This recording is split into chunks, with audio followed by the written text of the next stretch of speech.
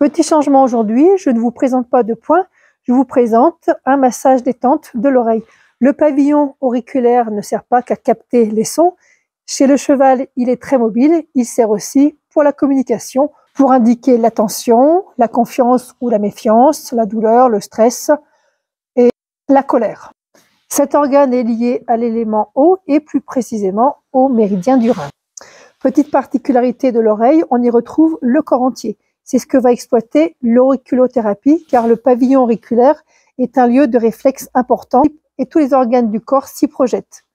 On va y retrouver aussi tous les méridiens. Les oreilles peuvent être contractées ou blessées par le passage de la tétia, que vous utilisiez un bridon classique ou pire, un bridon type western à une oreille. Je vous montre comment masser. Vous attrapez l'oreille du cheval à pleine main sur la base et vous venez faire des cercles tout doucement dans un sens et dans l'autre. Ensuite, vous venez masser le bord de l'oreille et l'intérieur de l'oreille jusqu'au bout. Au bout, vous pouvez pincer. C'est aussi un point qui va servir pour les coliques en attendant le vétérinaire en même temps que les points que je vous ai montrés sur les autres vidéos. Une fois que c'est fait, vous tirez l'oreille vers le haut, vers l'arrière, vers l'extérieur, vers l'avant et retour vers le haut. Et on fait la même chose de l'autre côté. Sur les oreilles, vous pouvez avoir parfois des petits nodules. Donc dans ces cas-là, vous les massez avec le bout du doigt dans le sens inverse des aiguilles d'une montre. Donc ça indique qu'il va y avoir un déséquilibre au niveau d'un méridien, au niveau d'un organe. Certains chevaux détestent qu'on leur touche les oreilles. C'est signe d'un déséquilibre énergétique général. Donc on ne force pas. Si votre cheval ne veut pas que vous lui massiez l'oreille, ce n'est pas grave. Vous y allez tout doucement, étape par étape, sur plusieurs séances. Pour l'humain, je vous montre, le pavillon de l'oreille représente un fœtus tête en bas, comme sur l'image. On y retrouve aussi tous les organes, comme pour le cheval et sur cette photo. Pour masser, vous mettez vos doigts en V, entre index et majeur. Vous y glissez l'oreille et vous venez frotter plus ou moins vigoureusement en fonction de votre ressenti. Ensuite, vous venez passer ici tout le bord de l'oreille avec le bout de vos doigts.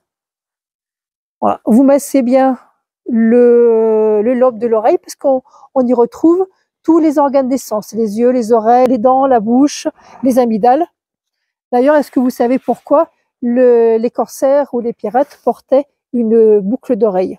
Je vous donne la réponse à la fin de la vidéo.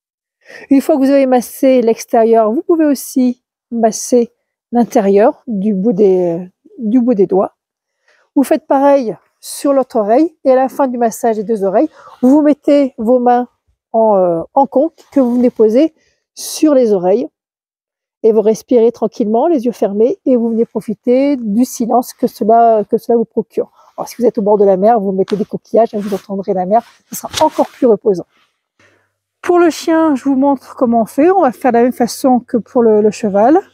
Donc on attrape l'oreille à la base, on vient faire doucement des cercles dans un sens et dans l'autre.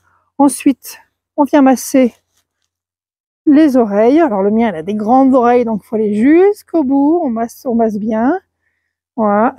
Et pareil, on peut tirer vers le haut, vers l'arrière, vers l'extérieur et vers l'avant. Et on fait la même chose de l'autre côté. L'avantage sur le chien, c'est qu'on peut faire les deux oreilles en même temps si vous le souhaitez.